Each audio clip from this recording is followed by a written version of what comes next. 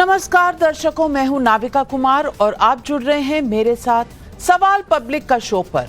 Operation सिंदूर अभी खत्म नहीं हुआ है, बल्कि आतंक के खिलाफ लड़ाई और तेज हुई है। यही संदेश लेकर रक्षा मंत्री राजनाथ सिंह आज श्रीनगर पहुंचे। यही संदेश तब और पुख्ता हुआ जब आज त्राल में जैश कमांडर आसिफ शेख मारा गया। लेकिन पक्ष विपक्ष के नेता ऑपरेशन सिंदूर पर सियासत के संग्राम में कूद पड़े हैं। समाजवादी पार्टी के नेता राम गोपाल यादव को सेना के अफसरों में पीडीए दिखने लगा है। मध्य प्रदेश के बीजेपी मंत्री विजय शाह कर्नल सोफिया पर लक्ष्मण रेखा लांघ चुके हैं। आम आदमी पार्टी पीओके पर मोदी को ललकार रही है। पाकिस्तान के साथ खड़े तुर्की के खिलाफ भारत के कड़े कदमों के बावजूद कांग्रेस इस मसले पर माइक तक नहीं पकड़ पा रही है। नेशनल और इंटरनेशनल मीडिया में पाकिस्तान को आईना दिखाने वाले शशि थरूर के सधे बयान कांग्रेस के लिए निजी हो गए हैं, लक्ष्मण रेखा पार कर गए हैं। सवाल पब्लिक का है कि क्या ऑपरेशन सिंदूर नरेंद्र मोदी की निर्णायक नेता की छवि को और मजबूत करता है, इसलिए ये तूफान खड़ा हुआ है। सरहद पर सीज फायर, सियासत में ताबड़तोड़ फायर। सवाल पब्लिक का आज यही है, लेकिन बहस करूं उससे पहले ये फैक्ट शीट। मैं आपको बता दूं कि दिव्या सिंह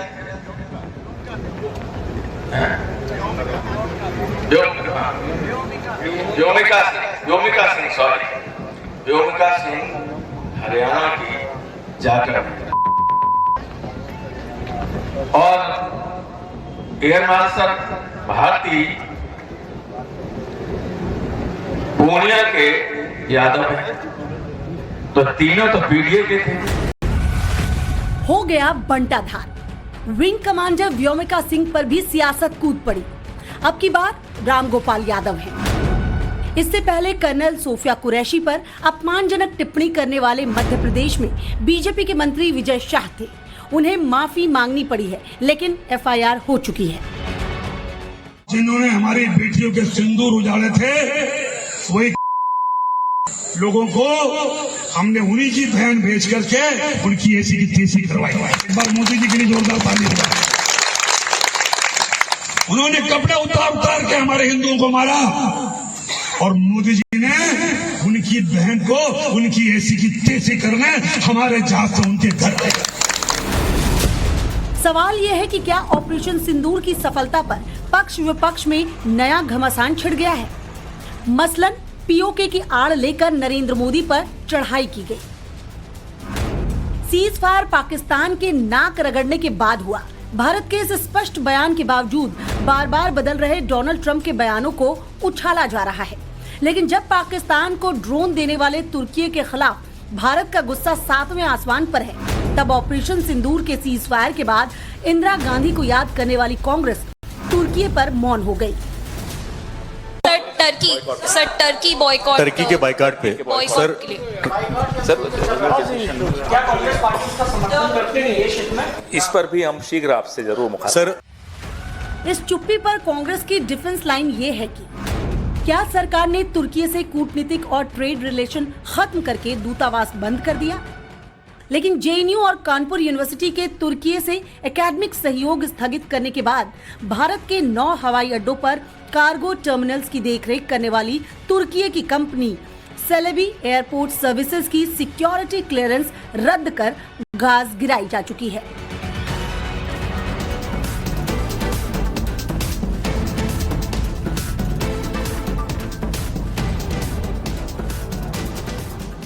तो आज सवाल पब्लिक का है, ऑपरेशन सिंदूर के सैन्य अफसरों की जाति धर्म को लेकर वोट बैंक की राजनीति क्यों?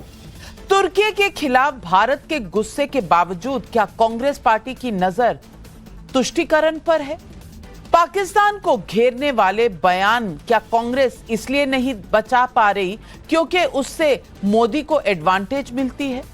पीओके पर जब देश का संकल्प अडिग है तो ऑपरेशन सिंदूर के समय इस पर सियासत क्यों? यही सवाल आज पब्लिक पूछ रही है। और इन सवालों के जवाब देने के लिए आज हमारे साथ जुड़ रहे हैं बीजेपी के राष्ट्रीय प्रवक्ता Shehzad Poonawalla, major Gaurav Arya, defence expert Sushant Sareen, strategic affairs expert और सीनियर फेलो ORF के, तहसीन पूनावाला राजनीतिक विश्लेषक, कांग्रेस को सपोर्ट करते हैं, अनुराग ढांडा प्रवक्ता हैं आम आदमी पार्टी के। लेकिन मेरा पहला सवाल जाता है अनुराग भदौरिया जी को, नेशनल स्पोक्सपर्सन है समाजवादी पार्टी के। और अनुराग भदौरिया, मेरा सवाल आपसे इतना ही है कि कुछ दिन से तो हमारी कोई पॉलिटिकल डिबेट हुई नहीं, इसीलिए नहीं हुई क्योंकि हम लोग देश में एक थे, एक जज्बे के साथ खड़े थे कि ऑपरेशन सिंदूर, इस देश के जवान लड़ रहे हैं, इस देश के डिफेंस फोर्सेस लड़ रही हैं, हम एक सुर में बोलेंगे। लेकिन जैसे ही खत्म हुआ सुर ही बदल गए। अब आर्मी को भी डिवाइड कर दिया गया है, अब जाति से उसका पता चलेगा हमें। पहले तो व्योमिका सिंह का नाम नहीं आता, दिव्या सिंह बुला रहे हैं। दूसरा, उसकी जाति देख रहे हैं, किसी को जाति सूचक ऐसा शब्द बोल रहे हैं राम गोपाल यादव जी जो कहना नहीं चाहिए, जो कानून के खिलाफ है। और तीसरी बात, एयर मार्शल की भी जाति, अरे भाई वो तो यादव है। मैं पूछना चाहती हूं, इससे ज्यादा निचली कोई भाषा हो सकती है हमारी आर्मी के लिए, जो सिर्फ एक चीज सोचकर निकलता है बॉर्डर पर कि इस देश को महफूज रखना है, इस देश की सुरक्षा करनी है। वहां पर भी जाति, वहां पर भी पीडीए। देखिए, राष्ट्र के हित में थे नहीं, हम एक हैं। जब भी पाकिस्तान सर उठाएगा हिंदुस्तान एक होगा, इसलिए थे था मत यूज कीजिए। राष्ट्र के मुद्दे पे विपक्ष हमेशा सरकार के साथ रहता है, और जब भी कोई हमारे साथ हिमाकत करेगा हम एक साथ हमेशा दिखाई देंगे।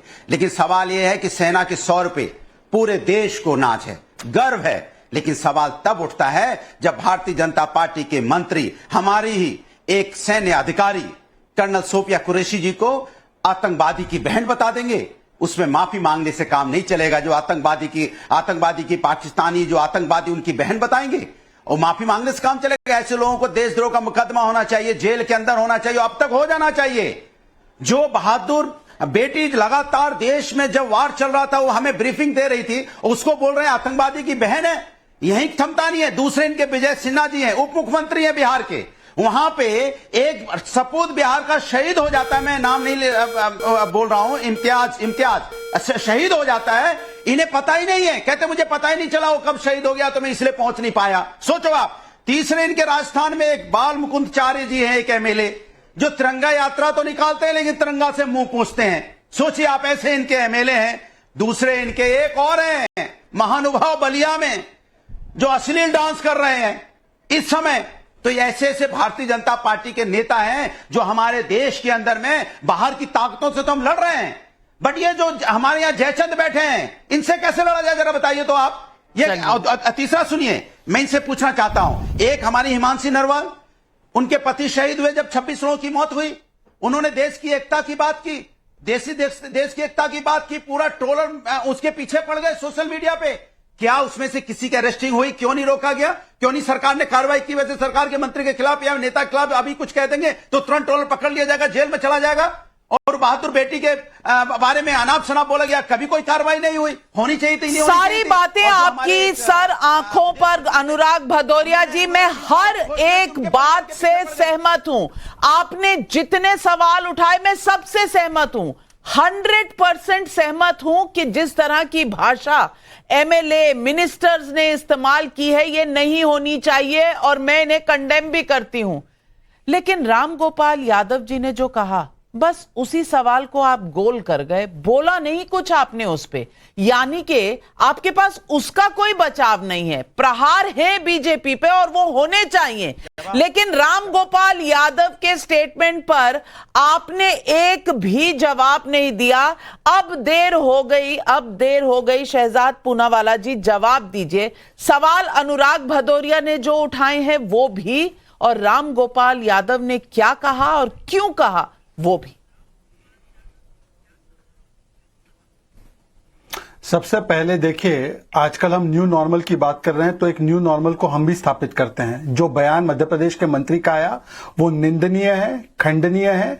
न केवल हम पार्टी के रूप में उसको खारिज करते हैं, उनके ऊपर पार्टी की दृष्टि से और कानूनी दृष्टि से कार्रवाई भी होनी चाहिए। No if no but. पर अब मैं पूछना चाहता हूं, वो कहते हैं ना, जाति न पूछो साधु की, पूछ लीजिए ज्ञान। वैसे कहते हैं जाति न पूछो सैनिक की, केवल पूछ लीजिए उनका कितना है बलवान। पर बलवान न देखते हुए इनकी जाति देखने का काम करने वाले राम गोपाल यादव जो सीरियल ऑफेंडर है, ये वही व्यक्ति है जिन्होंने कहा पुलवामा पाकिस्तान ने नहीं, वोटों के लिए सुरक्षा बलों ने करवाया। ये वही पार्टी जिसने कहा यूपी एटीएस पर भरोसा नहीं, आईसिस के आतंकियों पर भरोसा है। ये वही पार्टी है जिसने की जिस प्रकार से शुभम द्विवेदी, उनकी भी जान गई थी तो कहा कि मैं इनके घर क्यों जाऊं, मेरा इनके परिवार से कोई संपर्क नहीं है। ये वही पार्टी है जिसने पूरी सेना को सड़क का गुंडा कहा। ये वही पार्टी है जिसने सर्जिकल स्ट्राइक के समान प्रमाण मांगे। ये वही पार्टी है जिसने कि बालाकोट एयर स्ट्राइक के प्रमाण मांगे, आज भी मांगे। और आज की बात करते हैं कि किस प्रकार से जी हो, किस प्रकार से अजय राय जी हो, या सिंदूर ऑपरेशन होने के बाद उदित राज ने बोला सिंदूर नाम क्यों रखा गया, या उसके बाद आप देख लीजिए कि कांग्रेस के हुसैन दलवाई से लेकर बाकी नेताओं ने, और एक तो अभी आम आदमी पार्टी की नेत्री,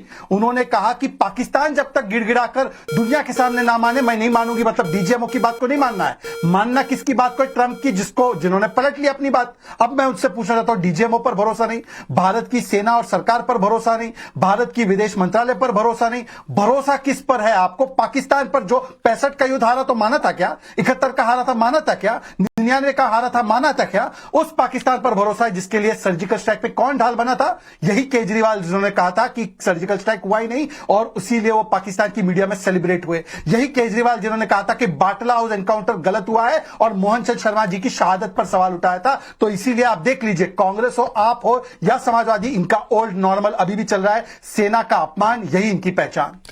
मैं तहसीन पूनावाला जी आपसे पूछना चाहती हूं, पाकिस्तान के साथ जो हुआ वो देश और दुनिया के सामने है, लेकिन साथ में पाकिस्तान की मदद करने के लिए तुर्की जिस तरह से सामने आया, तुर्की के ड्रोन आए दिन इस देश पर बरस रहे थे, गरज नहीं रहे थे, बरस रहे थे।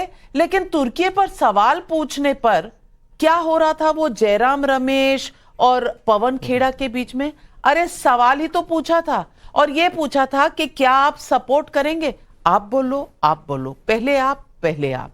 मैं पूछना चाहती हूं, ये कहने में कि भारत के खिलाफ जो भी खड़ा है हम उसके खिलाफ है, ये कहने में कितना दम लगता है, कितनी देर लगती है और कितना सोचना पड़ता है कांग्रेस पार्टी को?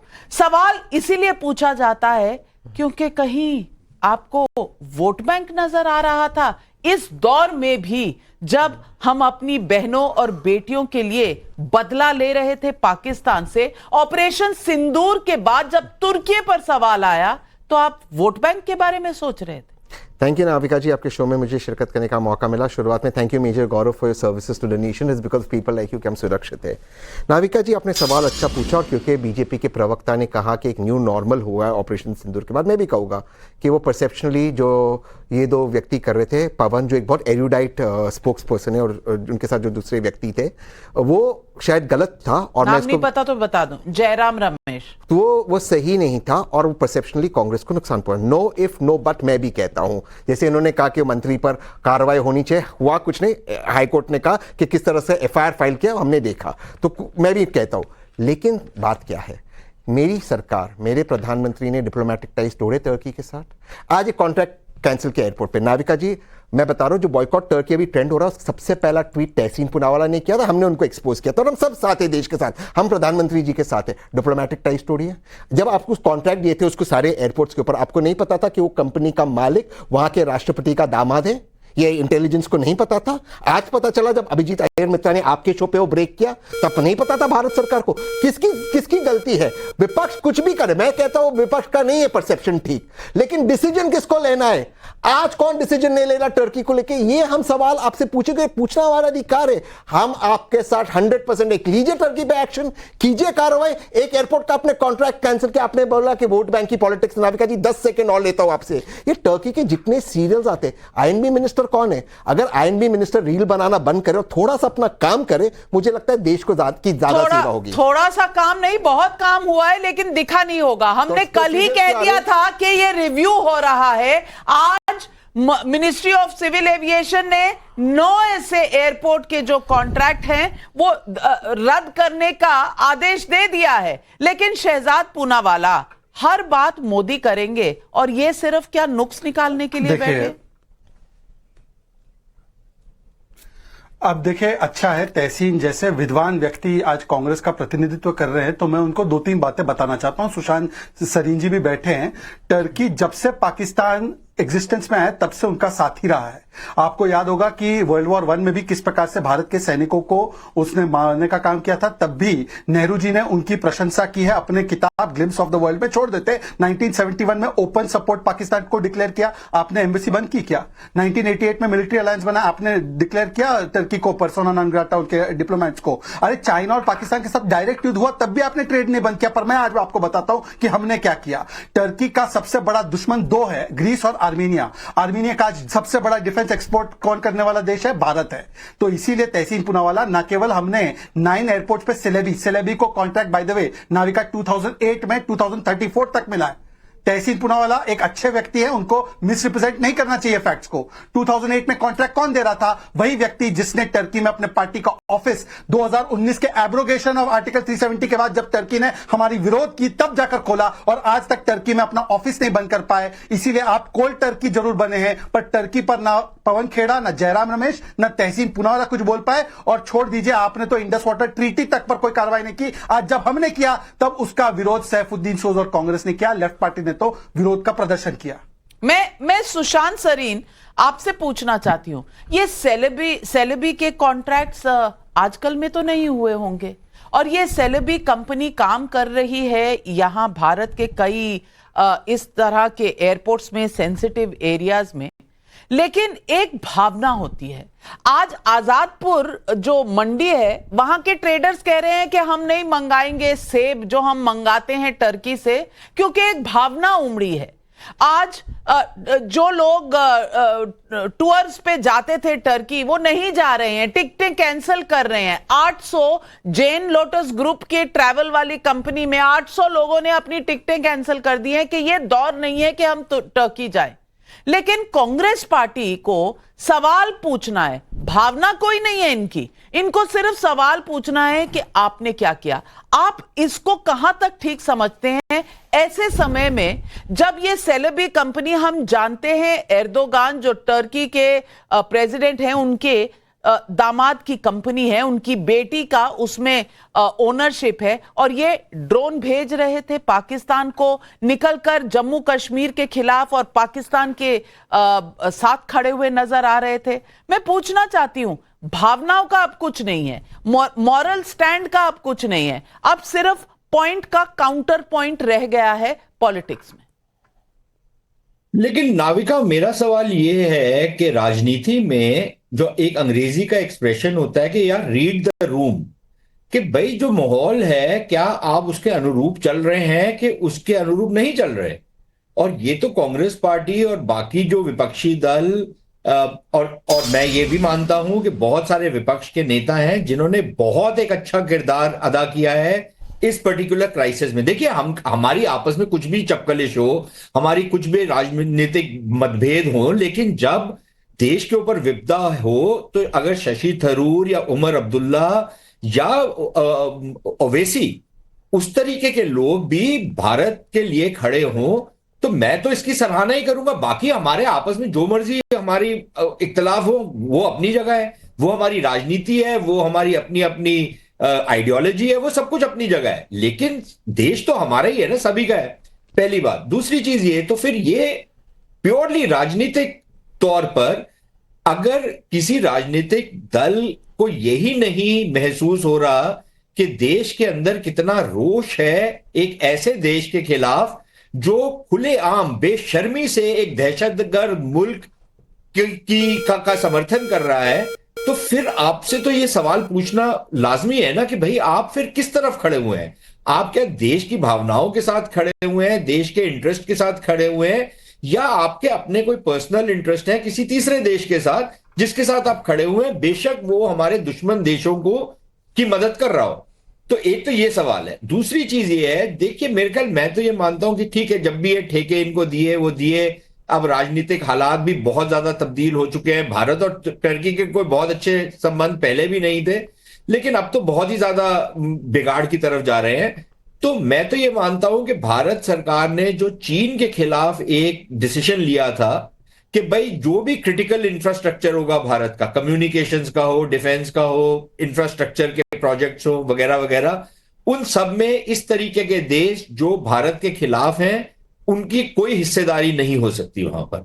मेरे ख्याल वो जो एक चीन के खिलाफ जो कदम उठाया गया था, वो बाकी और बहुत सारे देश हैं जिनके खिलाफ हमारे को उठाने की जरूरत है कि भाई भारत की मंडी या भारत के ठेके आपके लिए अवेलेबल नहीं है। दूसरी बात ये है, देखिए तीसरी बात ये है, जो शुरुआत जो आपने की थी, मेरे ख्याल जिस घटिया स्तर पर और जिस तरीके की भाषा का इस्तेमाल करते हैं, वो ऑब्वियसली ये नजर आता है कि हमारे जो राजनेता हैं या तो अपब्रिंगिंग बहुत पुअर है या इनको समझ नहीं है कि मुंह खोलने से पहले थोड़ा सोच लिया करें।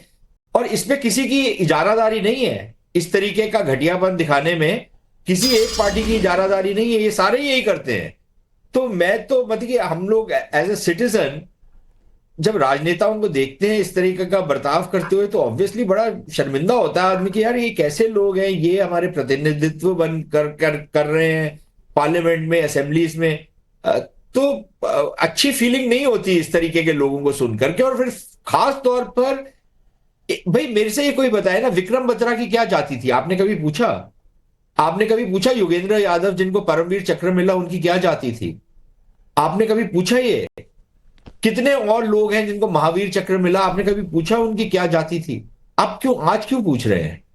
आपको थोड़ी सी भी शर्म, थोड़ी सी लज्जा नहीं है कि आप इस तरीके की बात करते हैं? और वो जो मंत्री थे वो तो और ही, जो बीजेपी के मंत्री थे, और मैं तो मेरे ख्याल मानता हूं कि जिस हाईकोर्ट ने उनके खिलाफ ये आदेश दिया है कि भाई इनके खिलाफ केस चलाया जाए और इनको दंडित किया जाए, बिल्कुल ऐसा करना चाहिए क्या, ताकि राजनेताओं को भी पता लगे यार अपनी जबान पे थोड़ा सा लगाम दो। बिल्कुल तरीका, बिल्कुल। मैं तो समझती हूं कि सिर्फ केस कोर्ट को बोलना पड़ा कि एफआईआर दर्ज करो, ये एफआईआर खुद दर्ज हो जानी चाहिए थी। और ये एफआईआर सिर्फ क्यों, अरेस्ट भी कर लेना चाहिए था। ये कोई इस तरह की बात कहना कोई सही बात है? लेकिन जो लोग जाति पूछ रहे हैं, और मेजर गौरव आर्या, आप आर्मी में रह चुके हैं, आप सेना में रह चुके हैं, मैं आपसे पूछना चाहती हूं क्या होता है वो जज्बा जब आप जाते हैं फ्रंट पर? आप जाते हैं अपने देश की सुरक्षा के लिए, और पीछे कोई नेता भाषण देते हुए ये कहता है, व्योमिका सिंह का नाम दिव्या सिंह, कोई कहता है कि अरे वो तो फलानी जाति से है, और वो जाति सूचक गाली मानी जाती है। हमारे कॉन्स्टिट्यूशन में मना है, वो चीजें आप बोल नहीं सकते, कानून के खिलाफ है, ऐसी बातें बोली गई हैं। और फिर हर एक आदमी जो वहां दिख रहा है, जो ब्रीफिंग कर रहा है, उसकी जाति का विश्लेषण करना, मैं पूछना चाहती हूं क्या यह जुर्म नहीं है? बहुत बहुत धन्यवाद आपका नाविका। मैं एक बात बता देता हूं कि कर्नल सोफिया कुरैशी के बारे में जो बोला बीजेपी के मंत्री ने, मैं सिर्फ एक बात बता देना चाहता हूं मंत्री जी को कि साहब ऐसा है, उनको वहां पे इसलिए बैठाया गया क्योंकि वो भारतीय सेना समझती थी वो सबसे बेहतरीन है इस काम के लिए। वो महिला हैं या वो मुस्लिम हैं, इसका कोई लेना देना नहीं है उनके काम से। तो ये सब गलत बातें हैं। और जो उन मंत्री ने बोला, उस मंत्री ने, मुझे बहुत बुरा लगा। ये बहुत खराब चीज़ है। और जो बाकी लोगों ने भी बोला कि इसकी जाति क्या है, ये सब, ये देखिए मैं आपको एक बात बताऊं कि जो सेना है ना, सेना चाहे 1962 में चाइनीज फौज हमसे कई गुना बड़ी थी, लेकिन यही सेना है जिसने रिजांगला की ऊंचाइयों में 112 फौजी 3000 चीनियों से लड़ गए। 112 हमारे 3000 से लड़ गए और 114 वीरगति को प्राप्त हो गए एक दिन में। तो जब ये देखिए, हम चीन को भी संभाल लेंगे, हम पाकिस्तान को भी संभाल लेंगे, लेकिन ये जो अंदर माहौल है ना, इससे मैं आपको बता रहा हूं सेना खत्म हो जाएगी अंदर से अगर ये सब चीजें हो गई। मुझे नहीं पता कांग्रेस, बीजेपी का या समाजवादी पार्टी का या कोई और पार्टी का, मैं क्षमा चाहूंगा हाथ जोड़ के साहब, मुझे इसके बारे में कोई नॉलेज नहीं है, मुझे पता ही नहीं है, मैं इस मामले में बिल्कुल ब्लैंक हूं। लेकिन मैं सिर्फ आपसे ये कह रहा हूं कि ये जो भारतीय सेना है ये नहीं लड़ पाएगी इन सब चीजों से, उसकी कैपेबिलिटी नहीं है और नहीं लड़ जाएगी। वो भारतीय सेना का मनोबल टूट जाएगा। तो चाहे आप भाजपा के हों, चाहे आप कांग्रेस के हों, as a ex serviceman, as a veteran, सिर्फ मेरी आपसे हाथ जोड़ के सर झुका के एक विनती है कि साहब ये चीन से भिड़ जाएंगे ना, ये पाकिस्तान से भिड़ जाएंगे, सबसे भिड़ जाएंगे, लेकिन ये हैंडल करने की क्षमता फौज में नहीं है। तो जो भी कर रहा है, जिस भी पॉलिटिकल पार्टी का कर रहा है, आप फौज की छाती में वो खंजर उतार रहे हैं जिससे फौज कभी उभर नहीं पाएगी, क्योंकि फौज को पता नहीं है कि करना कैसे है, इसका जवाब कैसे देना है, और वो कभी जवाब नहीं देते। जब आप बोलेंगे आर्मी चीफ को सड़क का गुंडा, फौज से कोई जवाब नहीं आएगा, फौज से कोई जवाब नहीं आएगा, फौज ने कभी जवाब नहीं दिया। आप कुछ कर लें, फौज अपना जवाब देती है ऑपरेशन सिंदूर में। अंदर क्या हो रहा है ये तो आपको संभालना है। ये जितने भी पॉलिटिकल पार्टी के यहां पे मेरे बहुत काबिल पैनलिस्ट बैठे हैं, मैं आपको ये बताना चाहता हूं, ये आपकी तो फौज है, ये तो आपकी फौज है, और फौज सेवा करती है भारत की, भारत के संविधान की, भारत के लोगों की। ये आपकी फौज है, आप इसको संभाल के रखेंगे तो वो आपकी मर्जी, और अगर आप कुछ और करना चाहेंगे वो भी आपकी मर्जी। ये जो भी पूछा जाती पूछी फौजियों से, इसमें भी फौज कुछ नहीं बोलेगी, आप देख लेना। आप कुछ भी कर लीजिए, फौज कभी आपको जवाब देगी ही नहीं। वो फौज की ट्रेनिंग में शामिल नहीं है। लेकिन मुझे लगता है कि जिस शिद्दत के साथ हमारी आर्मी हमारे साथ खड़ी रहती है, हमें लगता है कि हम सब जिस भी पॉलिटिकल पार्टी के हों, हमें भी अपनी आर्मी के साथ, नेवी के साथ, एयरफोर्स के साथ उसी शिद्दत के साथ खड़ा होना चाहिए। अनुराग भदौरिया जी, जो आपने गलतियां गिनाई सही थी, लेकिन यहां तो माफी आनी चाहिए कि नहीं? अब मैं अपना जवाब दे दूं। देखिए, अभी बात तो मैं पहले पूरा जवाब दे दूं। बीजेपी प्रवक्ता ने बोला टर्की के साथ ट्रेड। भाई, आपने 1971 की बात की, मैंने आपको माना कि इस देश के अंदर में लास्ट 30 साल से 20 साल से भारतीय जनता पार्टी की सरकार है। क्या भारतीय जनता पार्टी की सरकार ने टर्की के साथ सारे ट्रेड बंद नहीं कर देने चाहिए थे, जब आपको पता था कि वो पाकिस्तान के साथ हमेशा सपोर्ट करता है? आप जानते थे कि वो पाकिस्तान के सपोर्ट में रहता है, हमारे सपोर्ट में नहीं रहता, तो 20 साल से आपने क्यों उसके साथ ट्रेड चालू रखा? क्यों आपने उसके लोगों को यहां पे काम दिया एयरपोर्ट पे? क्या आपके इंटेलिजेंस डिपार्टमेंट, आईबी डिपार्टमेंट काम नहीं करता है क्या? फिर कैसे काम मिल गया उनको? आप इसकी जिम्मेदारी से कैसे भाग सकते हैं कि 2008 में मिल गया था, 2007 में मिल गया था? बस 2014 के बाद से तो आप हैं, तब तो आपको कैंसिल कर देना चाहिए था ना, क्योंकि आपको कांग्रेस को हटा के, यूपीए को हटा के आपको सत्ता में लाया गया था, और आपने यही वादा किया था देश के अंदर हम आएंगे, नया भारत बनाएंगे। तो नया भारत क्या था? नया भारत वही था ना जो आपने सपना दिखाया था, हम आएंगे, भ्रष्टाचार खत्म होगा, हम आएंगे, देश अपने पैरों पर खड़ा होगा, हम आएंगे, देश आगे जाएगा। तो आप देश को आगे ले जाने के लिए आपने बात की थी, और टर्की के साथ यहां पे ट्रेड चलता रहा, और हमारे जो दुश्मन है उन्हें काम मिलता रहा, और आप कह रहे 2008 में हुआ था, तो फिर आप क्या कर रहे थे आप? तो सवाल यह है कि आप हर चीज को जब आप नाकाम हो जाते हो तो पीछे डालना चाहते हो, या तो नेहरू जी पे चले जाओगे या 2014 के पीछे चले जाओगे। लास्ट 20-30 सालों में 2 डिकेड से आपकी सरकार है, आप इसे नकार नहीं कर सकते, और अपनी नाकामी मैं आज की बात कर रही हूं। रामगोपाल यादव जी का आज का स्टेटमेंट था, इस पर आप जवाब क्यों नहीं दे रहे? आपको एक सैनिक ने, एक पूर्व सैनिक ने यहां बैठकर कहा, और मैं आपसे कह रही हूं कि क्या सेना से माफी मांगनी चाहिए? आप इस सवाल से भाग क्यों रहे हैं अनुराग भदौरिया जी? आप हर बात को घुमा क्यों रहे हैं? आपको आंख में आंख डालकर देखने में दिक्कत होती है क्या? बोलने के बाद शूट एंड स्कूट कर लेते हैं आप। अनुराग ढांडा जी, मैं आ रही हूं आपके पास, लेकिन अनुराग भदौरिया जी, चाहता हूं तो आप चिल्लाने लगते हैं, दिक्कत ही है। नहीं, आपके लेक्चर सुनने के लिए नहीं बैठी हूं ना। जो सवाल पूछ रही हूं उसका जवाब नहीं मिलेगा तो मैं पूछूंगी दोबारा से, आपको याद कराऊंगी दोबारा से। आप मुझे डराने के लिए नहीं बैठे, मैं यहां आपसे सवाल पूछने के लिए बैठी हूं। जाति पूछ रहे हैं आर्मी वालों की। अनुराग ढांडा, अब आम आदमी पार्टी को पीओके चाहिए, पेस्ट्री है क्या? यूं उठाकर ले आएंगे। अभी इस देश पर हमला हुआ है, पहलगाम में जो हुआ उसका जवाब दिया गया है। अनुराग भदौरिया जी को नया भारत नहीं नजर आ रहा, शायद लखनऊ से दूर बादल छाए हुए होंगे, उन्हें नजर नहीं आ रहा, बाकी पूरे देश को नया भारत नजर आ रहा है। अनुराग ढांडा जी, मैं आज आपसे भी पूछना चाहती हूं, ये जाति जनगणना क्या आर्मी से शुरू होनी चाहिए? नया भारत में क्या नजर आ रहा है? बेरोजगारी? नहीं, बिल्कुल नहीं होनी चाहिए नाविका जी। मैं दोनों ही जगह पर जो रामगोपाल जी ने कहा उसको भी, और जो भारतीय जनता पार्टी के मंत्री ने कहा उसको भी, दोनों को भाषा पे संयम रखना चाहिए। बाकी किसी भी जगह पे आप जाति गिनवाइए, धर्म गिनवाइए, चलेगा, लेकिन सेना में जाति और धर्म की बात नहीं होनी चाहिए। मुझे ये भी समझ में आता है कि हो सकता है रामगोपाल जी को लगाओ हर कामयाब व्यक्ति के साथ व्यक्ति अपने आप को जोड़ना चाहता है, तो मुझे ये भी समझ में आता है कि सेना की उपलब्धियों के साथ उन्होंने सोचा हो कि हम भी अपना नाम जोड़ लें, हम भी अपनी जाति जोड़ लें। लेकिन जो भारतीय जनता पार्टी के मंत्री ने कहा नाविका जी, वो तो देशद्रोह है।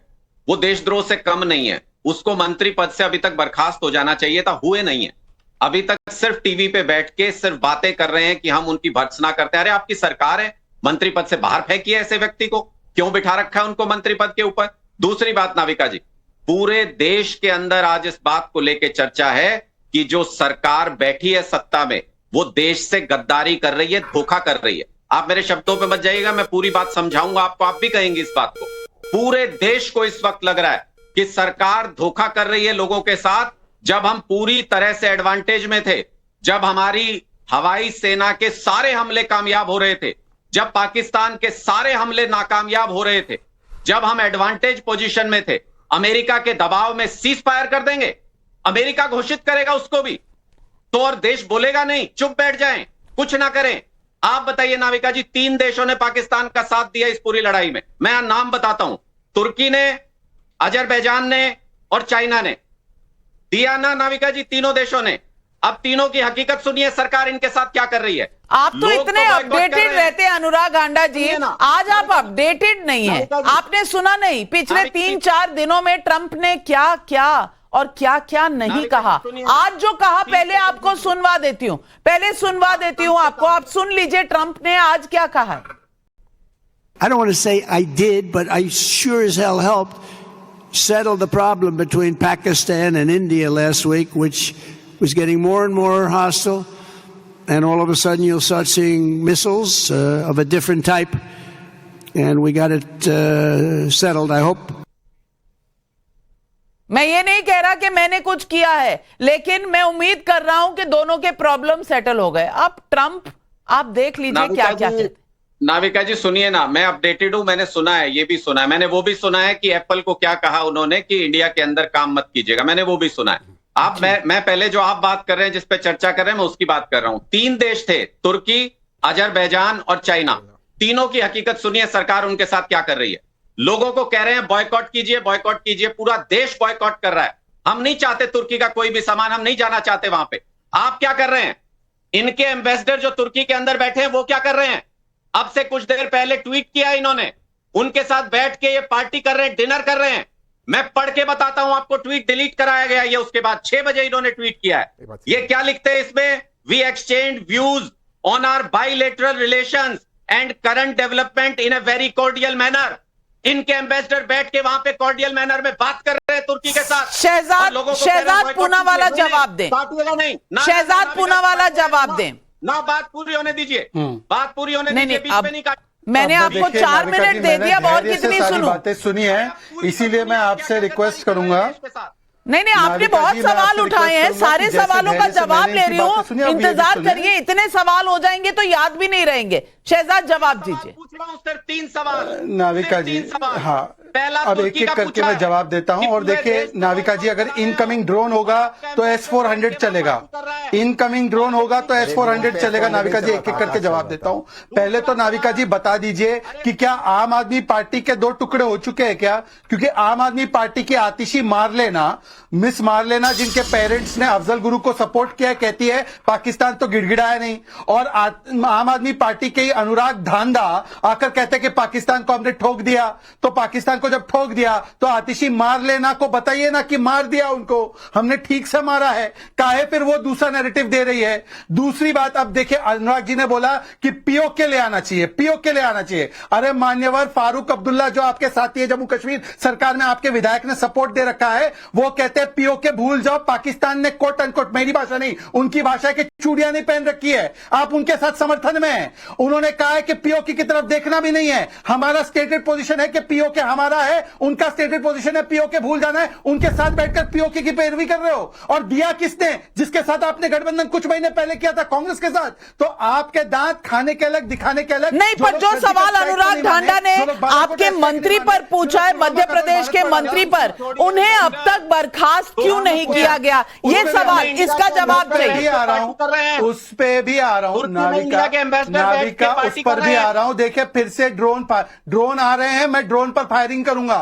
नाविका फिर से ड्रोन, शाब्दिक ड्रोन चल रहे हैं। देखिए नाविका जी, आपने शो में देखा होगा, और गौरव आर्या मैं नहीं समझता ये पूर्व सैनिक है। कोई सैनिक पूर्व नहीं होता। सैनिक always lives throughout his life as a सैनिक। वो वेटरन जरूर है पर वो रिटायर्ड नहीं है। और गौरव आर्या जी के सामने नतमस्तक होते हुए मैं आपके सामने कह रहा हूं, नो इफ नो बट, जो वो मंत्री ने कहा गलत है, कार्रवाई होनी चाहिए। पर अनुराग ढांडा और अनुराग भदौरिया दोनों डबल ए ने डबल ए बैटरी के साथ जाकर वहां पर समर्थन किया रामगोपाल यादव का। वरना कल की डिबेट में मुझे भी बुलाइए और अनुराग भदौरिया को कि वो माफी मांगते कि नहीं मांगते। रामगोपाल यादव से माफी मंगवाइए। मेरे यहां पर जो है वो व्यक्ति ने माफी मांगी और कार्रवाई होगी। वो बचाव कर रहे हैं, जस्टिफाई कर रहे हैं। ये हम में और उनमें अंतर है कि वहां पर बचाव है, यहां पर कोई बचाव नहीं है। पब्लिक के सवाल आ रहे हैं। अनुराग ढांडा आ रही हूं। प्रदीप कुमार हैदराबाद से सवाल पूछ रहे हैं, आतंकियों को पालने वाले देश का जो देश साथ दे रहा है उसके खिलाफ बोलने में भी कांग्रेस आप के बीच में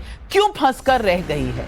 नरेश चौहान नीमराना राजस्थान से पूछ रहे हैं, मोदी विरोध तक तो ठीक है, लेकिन देश और सेना के रास्ते में अड़चनें खड़ी करने वालों को क्या कोई हिंदुस्तानी बर्दाश्त करेगा? पहले सवाल का जवाब तहसीन पूनावाला, दूसरा अनुराग भदौरिया। नाविका जी, पूरा देश एक है इस वक्त। पूरा देश माननीय प्रधानमंत्री के साथ है, वर्तमान सरकार के साथ है। जो बात आपने कही नाविका जी, जो बात यहाँ पे सारे पैनलिस्ट सिवाय बीजेपी के कह रहे राष्ट्रपति ट्रंप को लेकर, वही बात बीजेपी की एक मेंबर ऑफ पार्लियामेंट ने कहा तो उसको डिलीट करवा दिया गया। मैं आपसे वही कह रहा हूं नाविका जी, जैसे मेरे दोस्त अनुराग भाई ने बताया आम आदमी पार्टी के, कौन वहां पे मन की बात कर रहा है और चाय पे चर्चा कर रहा है? वही तो सवाल है। हम सब एक बॉयकॉट टर्की का ट्रेंड मैंने शुरू किया, मैंने शुरू किया। मैं कह रहा हूं कहिए ना बॉयकॉट, बहुत खुशी है आपने 2008 का उनका कॉन्ट्रैक्ट कैंसिल किया, इसके बाद एम्बेसी बंद कीजिए। नहीं की कांग्रेस खराब थी इसलिए आप सरकार में, अब आप कीजिए ना एक्शन। कौन रोका है आपको? अरे ग्रेजुअल एक्शन होता है, बच्चों वाली बात करते हैं। सुशांत सरीन, अब मैं आ रही हूं शहजाद। सुशांत सरीन सर पकड़कर बैठे हैं, क्या हो गया सुशांत सरीन? तबीयत क्यों खराब हो रही है? यार देखो, मतलब ये कूटनीति की कुछ मर्यादाएं होती हैं। हमारा अभी भी पाकिस्तान का एक दूतावास है भारत में जो कि अभी भी सक्रिय है। ठीक है, राजदूत नहीं है लेकिन दूतावास है, एक डिप्लोमेटिक प्रेजेंस हमारी भी इस्लामाबाद में है। उसी तरीके से टर्की में अगर हमारे जो राजदूत हैं उनकी कोई मुलाकात हुई है और ये राजदूत का काम होता है कि वो ये मुलाकातें करें। अब वो वहां पर अपने ट्वीट में ये तो नहीं लिखेगा ना मैंने माँ बहन की गालियां दी इनको और उनको उछल पटाख पता नहीं क्या क्या कर दिया मैंने, ये तो नहीं वो बोलेगा अपने ट्वीट में। तो अकल की बात करें, पता नहीं आम आदमी पार्टी के हैं तो अकल थोड़ी सी तो अपनी बढ़ा लें कि क्या मर्यादाएं होती हैं। हाँ मैं बताता हूँ आपको, मैं जानता हूँ आपके जैसे जो लोग हैं ना, मुझे जवाब टाइप के जो लोग, उन्होंने जिस तरीके के बयान यहाँ पर आप लोगों की जो बात को आगे बढ़ाऊंगा, मुझे जवाब देना चाहिए। आप चुप रहिए अभी जरा, मेरी बात है, फिर आप बकबक करते हैं तो मैं चुप रहता हूँ, चुप रहिए अभी। तो नाविका बात यह है कि कूटनीति की कुछ मर्यादाएं होती हैं। अब उस मर्यादाओं में ढांडा जी आऊंगी ना आपके पास, पहले सुन तो लीजिए सुशांत सरीन क्या कह रहे हैं, फिर आऊंगी आपके पास। राजनयिक उन मर्यादाओं में रहकर एक दूसरे के साथ डील करते हैं और वही कर रहे हैं हमारे राजनयिक। यही चीज चीन में भी हमारे लोग होते हैं, वहां पर भी इसी तरीके से। और चीनी भी आपने देखा है कि चीनी जो राजदूत यहां पर हैं वो कोई मां बहन की गालियां दे रहे हैं यहां पर बैठे हुए। एक अपनी उनकी किस्म की भाषा होती है जिसमें वो बात करते हैं। जब वो बोलते हैं we had a very candid discussion, candid discussion की क्या बात है मतलब है, उसका मतलब यह है कि बिल्कुल खुल के बात हुई है, हमने बिल्कुल एक दूसरे को खड़ी खोटी सुनाई है, लेकिन उसका शब्द इस्तेमाल होता है कि we had a very nice and candid discussion. यही इस तरीके की भाषा का इस्तेमाल होता है। अब अगर आप चाहते हैं कि जैसे सड़कों पे, दिल्ली की सड़कों पे होता है काम, वैसा किया जाए तो आपकी मर्जी है, ऐसे होता नहीं है। तीसरी चीज ये कि जहां तक टर्की के साथ जो संबंध हैं उसमें मैंने जैसे आपसे कहा, मैं भी और मेरा भी सवाल है सरकार से कि भाई आपने कल एक बैन अनाउंस किया इनके टीआरटी वर्ल्ड के ऊपर जो बिल्कुल बरगलाने का काम कर रहा है भारत के अंदर, या ग्लोबल टाइम्स जो बिल्कुल फेक न्यूज की फैक्ट्री है। आपने पहले उनके ऊपर एक ब्लॉकिंग की उनके अकाउंट्स की, उसके बाद खोल दिया। उनको आपने लैंडिंग राइट्स क्यों दिए हुए हैं भारत में कि टीआरटी वर्ल्ड का चैनल यहां पर चले, वो क्यों नहीं बंद किया? अच्छा आपने पहले ब्लॉक करा फिर उठा दिया, क्यों किया ऐसे? तो बिल्कुल सरकार से ये सवाल मुझे चाहिए हमारे को। शहजाद जवाब दीजिए, शहजाद जवाब दीजिए। ढांडा जी आ रही ऊपर बात की है उन्होंने। हाँ नाविका, हाँ नाविका, मैं 15-20 सेकंड अनइंटरप्टेड चाहता हूं, क्योंकि तहसीन पूनावाला वहां पर बैठकर इतना हाई मॉरल ग्राउंड रहते हैं। टर्की के साथ तो हमारा कोई डायरेक्ट आज की तारीख में युद्ध नहीं है।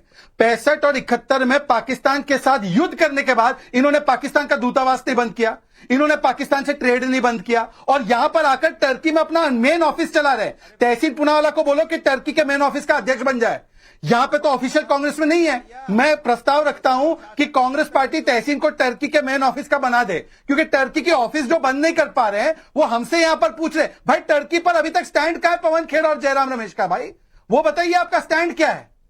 ये तहसीन पूनावाला अनुराग ढांडा, आपका सवाल। अनुराग ढांडा, आ रही हूं तहसीन। अनुराग ढांडा। नाविका जी, कांग्रेस का तो मुझे पता नहीं, कांग्रेस तो हमेशा ही हीले हवाली में रहती है, लेकिन मैं अपना स्टैंड क्लियर कर दूं, जो पाकिस्तान के साथ खड़ा है जूते मारने चाहिए उस देश को, सीधी सी बात है बिल्कुल। और अभी सुशांत शरीन जी को बता रहा हूं मैं, ये कह रहे हैं कि डिप्लोमेट की भाषा में तो ऐसा ही लिखा जाता है, इसका मतलब सही लिखा था ना, जो टर्की के अंदर हमारे एम्बेसडर उन्होंने सही लिखा था, तो डिलीट क्यों करा दिया सरकार ने उनका ट्वीट? डिलीट क्यों करा दिया? मतलब आप चित्र भी आपकी, पट भी आपकी, सब कुछ आपका। अरे सावन के अंधे को सब कुछ हरा हरा दिखता है। सुशांत शरीन जी, हमारे यहाँ कहावत है, आपने चश्मा लगा लिया है मोदी जी का, आपको कुछ और नजर नहीं आ रहा है, इसलिए पहले आप बात सुनिए ना। आपकी बात मैंने सुनी थी, बात सुनिए। वो भी हमने सबने देखा हुआ है। आपकी बात मैंने सुनी थी आराम से, मैंने आपकी बात आराम से सुनी थी, मेरी बात सुनिए, बीच में डिस्टर्ब मत कीजिए। अंतविरोधी को भी सब कुछ खराब ही दिखता है अनुराग ढांडा जी। और मैं ये भी तो सवाल पूछ रही हूं जो सुशांत शरीन ने पूछा। ग्लोबल टाइम्स टीआरटी वर्ल्ड को बैन किया, कुछ ही घंटों में बैन उठा लिया, तो हम कहां कह रहे हैं कि सरकार जो है वो सब कुछ सही कह रहे, लेकिन आपको हर चीज गलत लगे और अपना स्टैंड पता नहीं तो दिक्कत है। सुरेंद्र नाथानी का धनबाद से सवाल है, भारत को पाकिस्तान और चीन से खतरा है, लेकिन क्या उससे बड़ा खतरा वोट बैंक के लिए नेताओं के गिरते नैतिक पतन से नहीं है?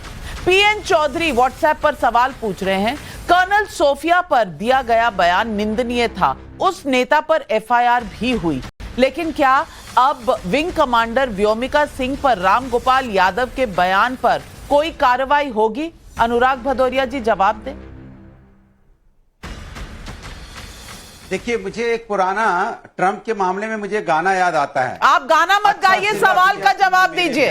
यार ने ही लूट लिया घर यार का। सुनिए मेरी बात, जवाब दे रहा हूं। अरे आप चिल्लाने क्यों लगती हैं? आपके पेट में ऐसा दर्द होता है, बीजेपी के खिलाफ बोलो क्या? भैया मुशायरे पे नहीं, मैंने आपको बुलाया, डिबेट है और समय की भी पाबंदी है। मुशायरे पे होते तो बहुत गाने सुनती आपकी। अपना शब्द कह रहा हूं, शब्द सेंटेंस पूरा नहीं हो पाता, उछल के कूद के आ जाते हैं। अरे बीजेपी को बचाओ, बीजेपी को बचाओ, बीजेपी को बचाओ। कैसे बीजेपी को बचाने लग जाते हैं? मुझे बोलने तो दीजिए, मैं क्या बोलना चाहता हूं समझा नहीं, लेकिन कूद पड़े बीच में। आप भी तो रामगोपाल यादव को बचाओ, रामगोपाल यादव को बचाओ, रामगोपाल यादव को बचाओ, इधर ध्यान भटकाओ, उधर ध्यान भटकाओ, आप भी तो यही कर रहे हैं बीजेपी का। अरे तो आप लिख दिया करें बीजेपी की तरफ से मुझे एंकरिंग करनी है, आप मुझे बोलने नहीं दे रही। कमाल है भैया। मैं पब्लिक के सवाल पूछ रही हूं और मैंने आपसे भी सवाल जो है पब्लिक का पूछा है।